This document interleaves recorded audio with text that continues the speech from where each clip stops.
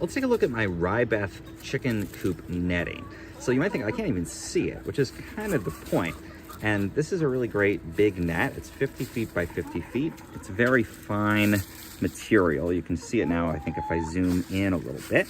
And it is able to fully cover my shed, essentially, and create a run. So I've got the fence around my shed, I've got the shed itself, and all I had to do is basically take this net and unfurl it and basically cover the whole thing, just drape it over the whole thing.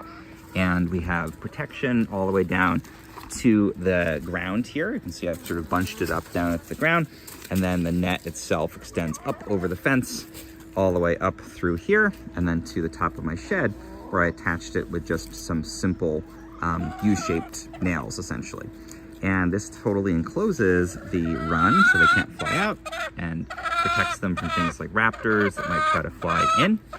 And at the same time, it doesn't really add visually that much. Like if you're looking at this from a distance, you can basically not even tell that the net is here. So I think this worked really well.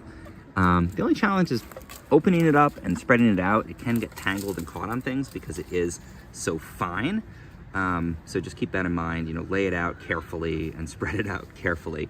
But if you're able to do that, yeah, I find that this really makes a fantastic net to enclose my chicken coop.